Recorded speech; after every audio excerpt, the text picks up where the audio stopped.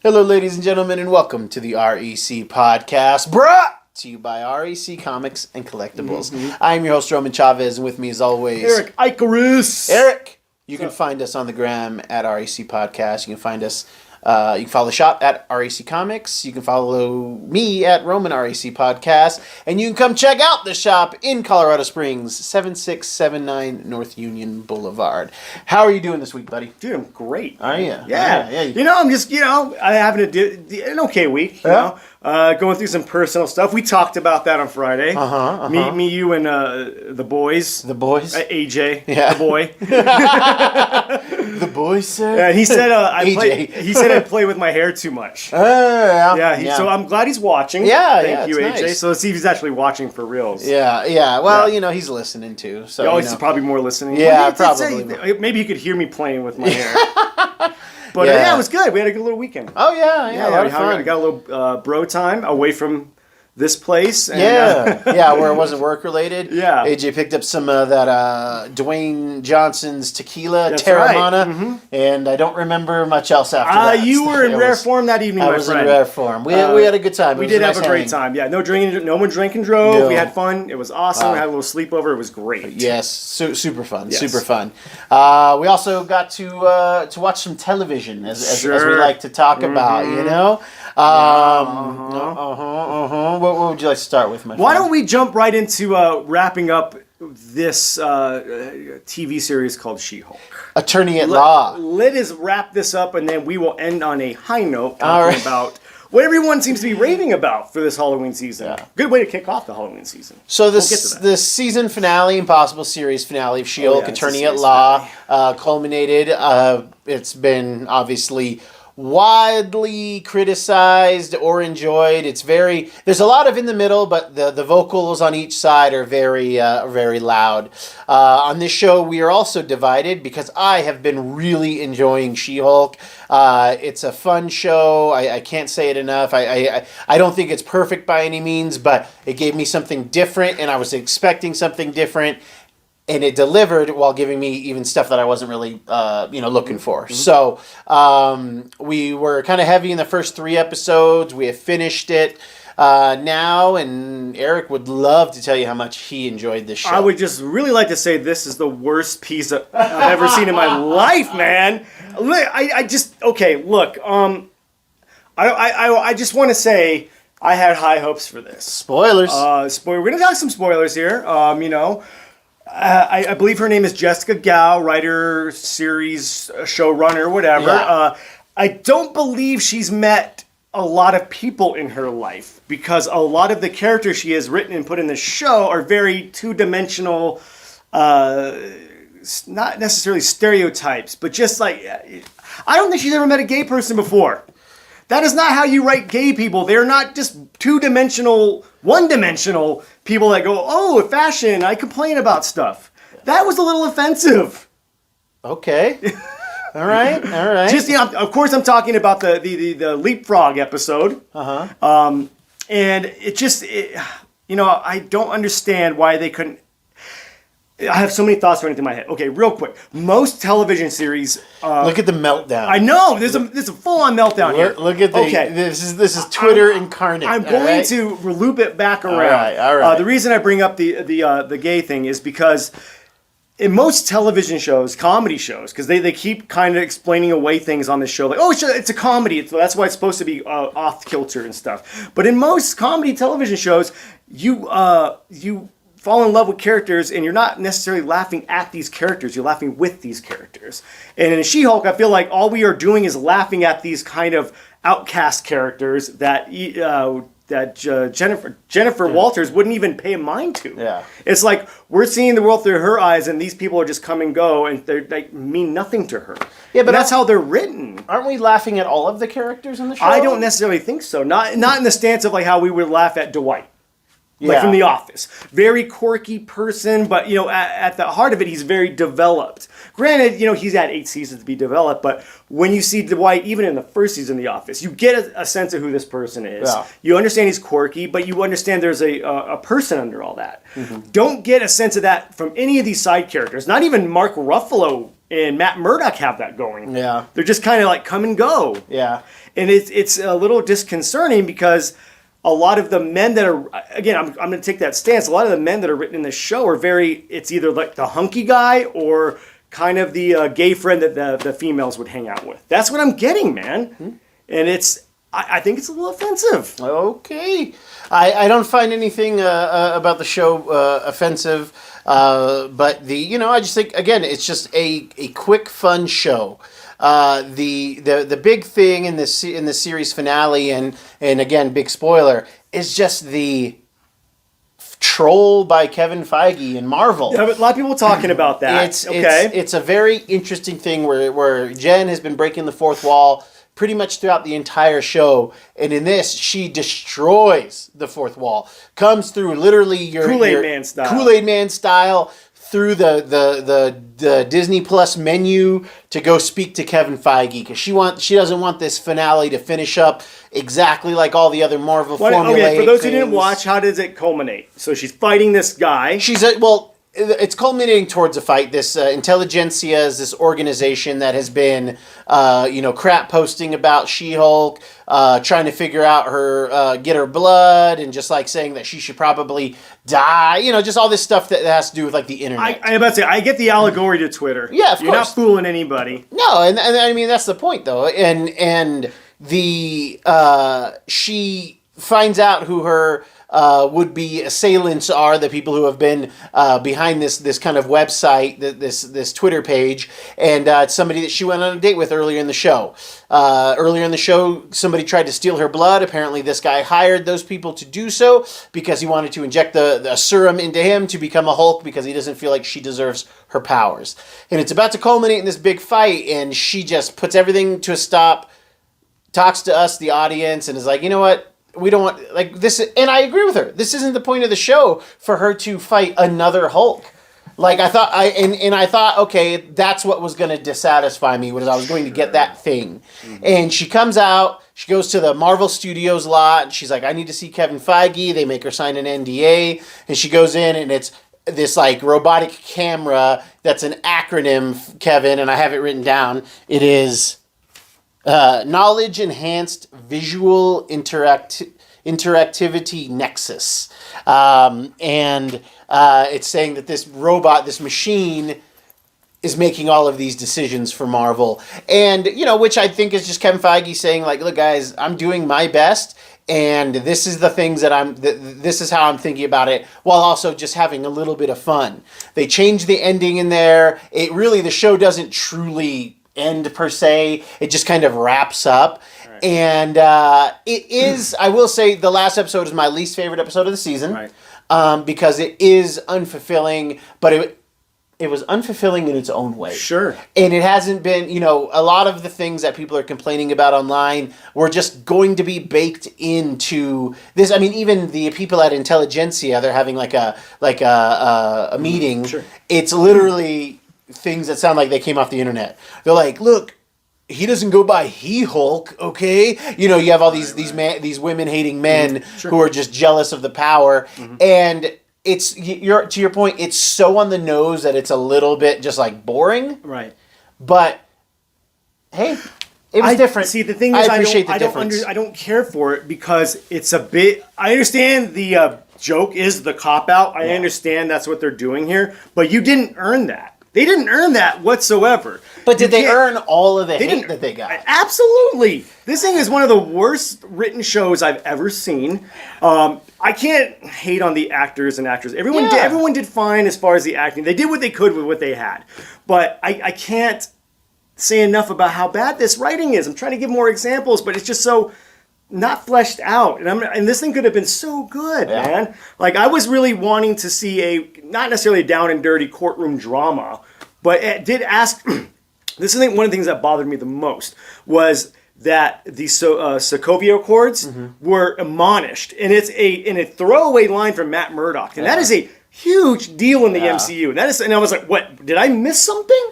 Yeah. Like, when did they? And it never been brought up, but then Matt just throws it out there, and it's like, okay, well, I guess that's a thing now that the Sokovia Accords aren't a thing. Well, I mean, we're so far removed from it, and nobody has talked about it. At least we've got something. I understand. I agree. But it does need to be more. But, there was a civil war fought over this. Agreed. But it's not She-Hulk's job. I'm not equating the Sokovia Accords to slavery, but I'm just saying.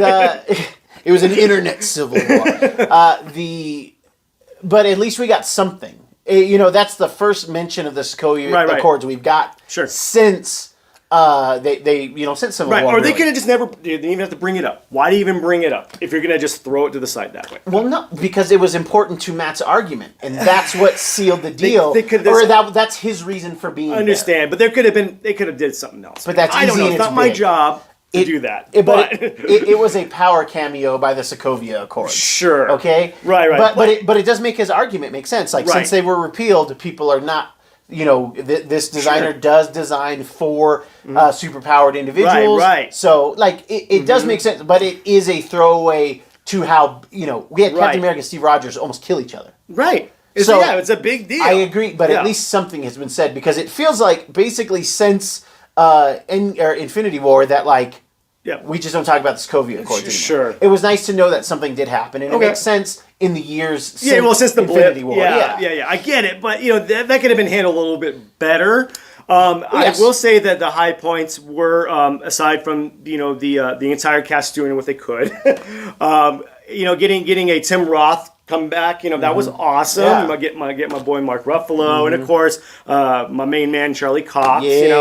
Now that was completely useless, just really shoehorning him in there because of course, he's a lawyer. Bring him in. Well, I mean, but that's eventual. In his episode, it makes total sense. But just doing it, literally looking at the camera, being like, more Matt Murdock because I'm a woman and I have needs, which I thought was funny. But it's just like it feels like a waste. It kind of did. Okay, they introduce spoilers. They introduce Hulk's son, Scar, which we had all kind of hypothesized would be. I didn't think he was going to show up in the show. I thought we would see him later, and he looked terrible. Yeah. Terrible. Scar doesn't look like that ever in the comics. No. He has long hair, tribal stuff going on.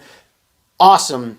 This guy looked like those like weird Chinese taekwondo masters in the old kung fu movies where it's all the way bald back here. Yeah. It's just a weird look, guys. He looks like a last-minute gift at a Beijing airport. Oh my gosh. Yeah. Look what I got. Yeah. It was not its best foot forward. Right. I got to say, and this whole build up to this Kevin thing was just a way for Kevin Feige to be like, yeah, I know it sucks, but we were trying something new, throwing pasta at the wall, but it was a bit irresponsible. I'm not even going to hesitate to bring up the term woman splaining here, because that's what they did in this entire episode. Yeah, and I get if you're wanting to make it a satire and almost poke fun at the fact that, this is how it feels to be a woman in a man's world. I get that. I totally understand. I would be on board with that. But the way you're going about it with crappy writing. It is clunky. It is clunky. And again, I understand the undertones of the show. Yeah. It's great. I love that kind of feminism bend on it. But it's just handled so poorly because the showrunner, having checked her credits, had not written a show before. Yeah. This is her first run at a major film or TV property. Yeah, but the Russos had never directed a movie. But they worked in television. She's done some other things. That's debatable. But I mean, this is Marvel knowing. This is what they do. They get the obscure people and they try to see if they can create stars. Give me a show. I could do better. Yeah, you got to go out there and get out those Aquafina commercials. You're right. You got to do your Skittles commercials first. You're darn right. You got to. I got to get on my OnlyFans. Yeah. Oh God. If you want that, let me know. Yeah. Drop a comment. Eric needs money, and I need fun times, fun stories. All right. I get it. Look, this is the first episode in its entirety. While I appreciate the how different it was, it's just, it felt like it makes the rest of the show feel like a little bit of a waste of Big time. because you don't get like a real end You to get the, that. to You the get show. that. Oh, it was a dream thing. Yeah. You know, that whole like, oh, it was a dream explained away. Yeah. And it does feel like a waste of time, and it does feel like a insult to the audience. And I'm sorry, people who had to suffer through this. As somebody who really enjoyed John Byrne's run on She-Hulk. Oh, you know, when she asks like, "Oh, but what about the X-Men?" and she looks at us like, That remember, stuff's funny. That is great, and that remember when I'm she's not like, saying it's void of any humor. Okay. There's stuff in there. Okay. I'm just saying, as a whole, it was asking great questions, but it was sort of, asking great questions, but having no answers. Yeah. And the answers they did provide were very haphazardly just thrown at you and like, okay, deal with it, under the guise of a comedy. Yeah. And it's not, that's not satire, and that's not funny, and it's not okay. And me thinking about like Titania, like I don't really care about any of the other characters besides Gotta represent Denver girl. that besides She-Hulk, and then like the characters I already cared about. I was never really a big fan of her friend. I don't trust her.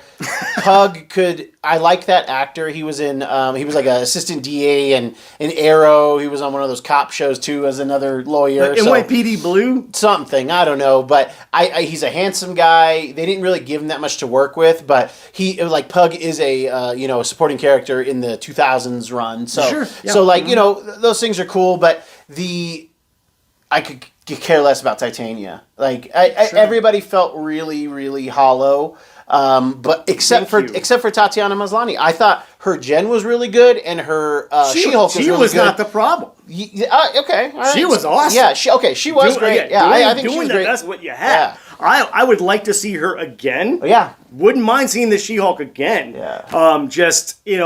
Let's get somebody to write. And call Joelle Jones. She's awesome. She'll write you a good script. Well, yeah, be careful what you wish for. You don't know. You don't know.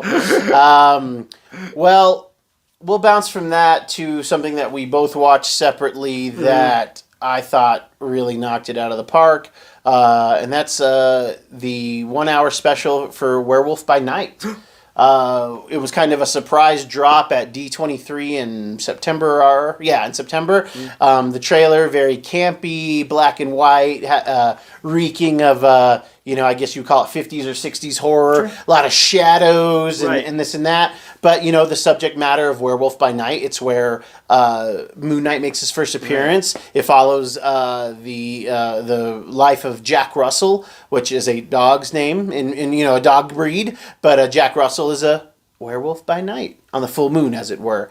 And, it was really big in the 70s, was, Monster Comics. Oh, big time. Man-Thing, Tomb of Dracula, Legion of Monsters, Ghost Rider. Like anything that had kind of a quasi-satanic bend or supernatural bend, it was really popular in the 70s. Right, which is interesting, because you think that would make a big comeback now. Yeah. In comic books. I think they're trying. I think they are trying, because we do have that new Midnight Suns out.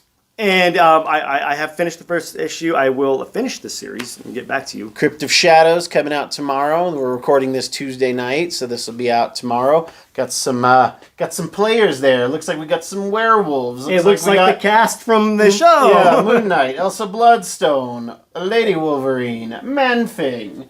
But new number 1 out there, guys. Check it out. But we were gonna follow. I wasn't sure if they were gonna go full camp, full horror, or a bit of both. They did a bit of both. I think it blended it really well. Yes. I will say, I did enjoy this. Yeah. Oh, yay! I didn't hate this. I gotta admit, I'm getting a bit. Maybe I'm getting a little jaded. Sure. Maybe I'm getting a little superhero fatigue. It's the MCU to me is like the Vans Warped Tour. Yeah. That's how the MCU feels to me. Okay. It was so cool at first. Like, all my favorite bands are playing on the same stage for 30 minutes, but then. Thing is, the Warped Tour took away from all these other bands who didn't want to tour on there. And you only have so much money and so much time to go see certain bands. So these other cooler bands who didn't want to go on the Warped Tour get screwed up. And you don't watch these cool bands, i.e. these cool movies. So you're only kind of just seeing these Warped Tour bands, and you're getting so burned out on these Warped Tour bands. So MCU, you're kind of being Warped Tourish right now. With your flip-flops and your bro attitudes. The story behind this is the patriarch of the family, Ulysses Bloodstone, has died. He is the keeper of the mystical gem, the Bloodstone. You mean the blood gem? The blood gem, the blood orange, and the stone's powers are MacGuffin-y as needed. Every gem and stone is it doesn't matter. Whatever we need, whatever we need for the story. Along. Whatever Kevin says. Yeah. K.e.v.i.n. All right, and so he has died, and it's a mantle to keep the bloodstone. So these other hunters, they're gonna fight with each other and kill some animal or some beast they know nothing about. And his daughter shows up, Elsa, who you can tell has left the family, but is like, none of you guys deserve this stone. So it's one of those things: survive the night, kill the monster, get the stone. Simple. Very good plot. Like it. Very simple plot. And because of the title, I thought that the monster was going to be Jack Russell. Sure. And in the trailer, we did see a quick flash of Man-Thing. Oh yeah, Man-Thing was in this a lot. Actually. So let's go full tilt spoilers here. It's a one-off. Yeah, he's the monster that they have to hunt in the labyrinth. Yeah, there you go. He's the one that they've got to survive. And they actually have the stone in him because it weakens him because he's technically a mystical creature. Oh, yeah. So it's weakening him because if you know fear, you burn at the touch of Man-Thing. It's true. All right. In the comics, Ted Sallis was working on a version of the Super Soldier Serum. Uh-huh. And down in the Everglades. There you go. And AIM, the Advanced Idea Mechanics, they come to try to take his research, falls in the swamp. Yeah. Chemicals ensue, and he becomes basically a Swamp Thing-esque character. All right? Swamp Thing... Now, Swamp Thing can communicate with people, but Man-Thing... he just mostly murmurs. Certain people understand him, certain people don't. He's very Grootish. Very Grootish, but without saying, I am Groot. He just kind of growls. Yeah. And in the comics, he's actually the guardian of what they call the Nexus of Realities. And it's kind of just this doorway to other realities. Right. So he's in the swamp. You try to show up, and, it's kind of like if you're not afraid of him, you can get through. The only, I think, 2 people to not burn by the touch of Man-Thing. Are Kazar.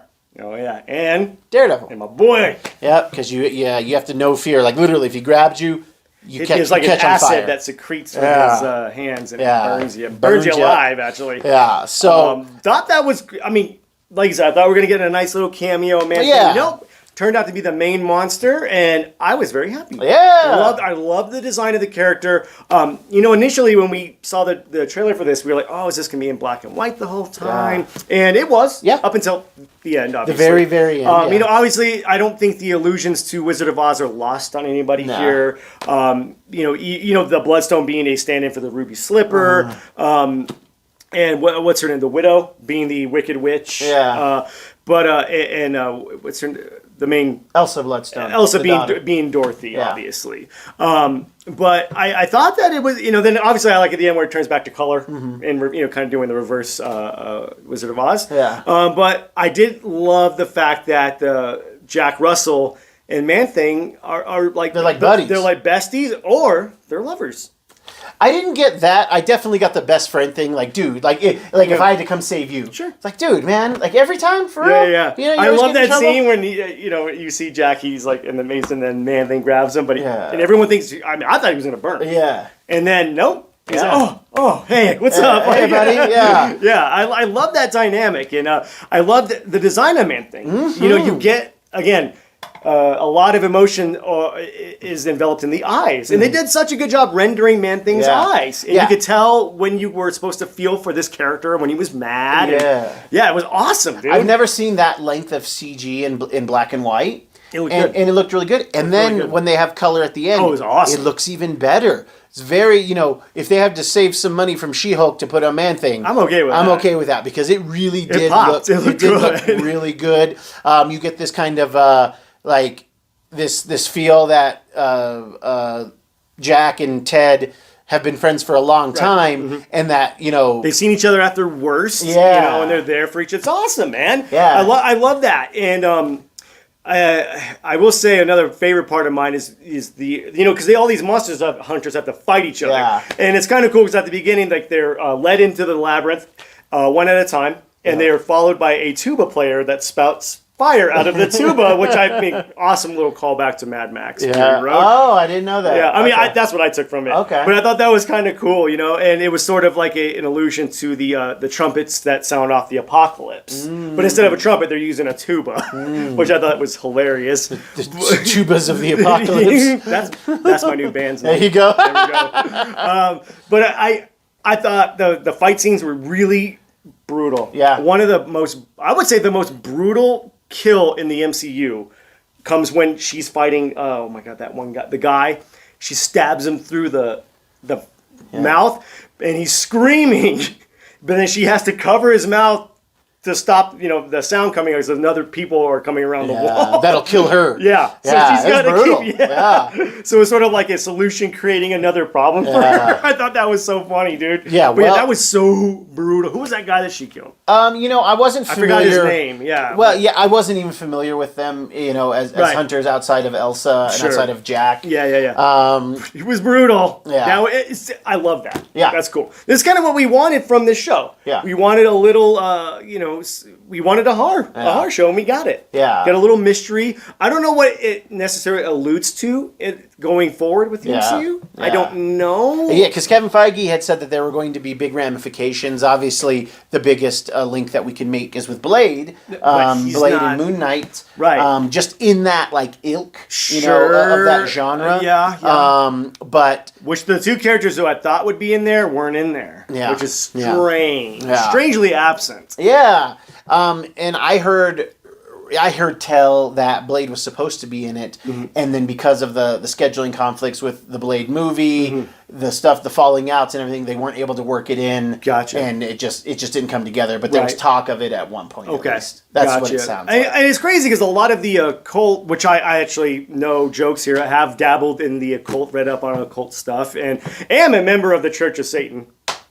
Real little side story. I'll take it down a little side road here. Back in, I would say, the early mid-aughts, Anton LaVey, who is the founder of modern-day Satanism, he passed away.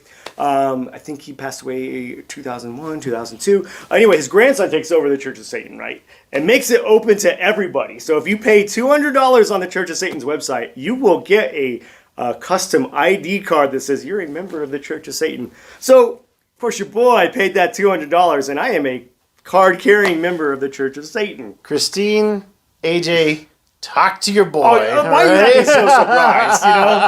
It's sort of like when people have that pride and joy in their wallet. Yeah. My picture of pride and joy in their wallet. You know what? I'm gonna mock you, but then when they do the Midnight Suns movie and all members of the Church of Satan get in for free, there's gonna be egg on my face. Exactly. All right? It's gonna be egg on my face. I will say a lot of the occult imagery they used in there, especially with the moon, especially you cannot perform rituals on a full moon.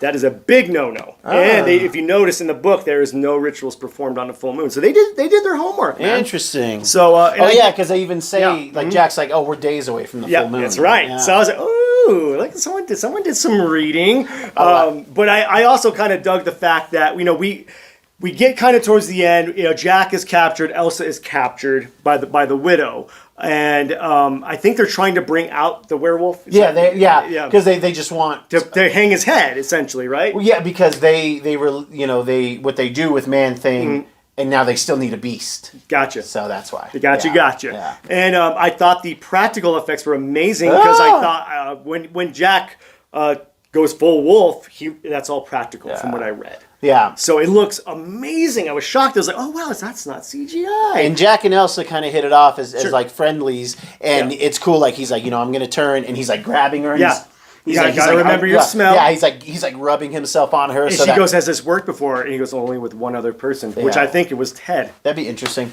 That'd be interesting. And I think the other part, she's and he says, don't break eye contact. Yeah. Because just like how dogs, they give him the old Nick Dundee, all right? Dundee. Give him the old Dundee, all right?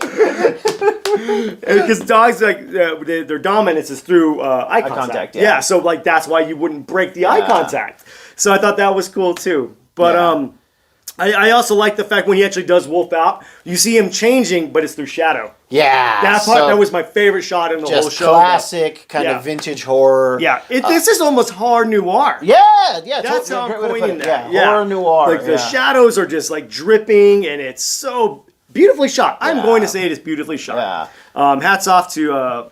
It's Michael Giancino, maybe that's how you say it. Yeah. Michael Giancino. He's not a mook. He's not a mama's boy. Yeah. This guy knows what he's doing. But I can't say any more much. Like I don't have any negatives. About it. I have no negatives aside from the.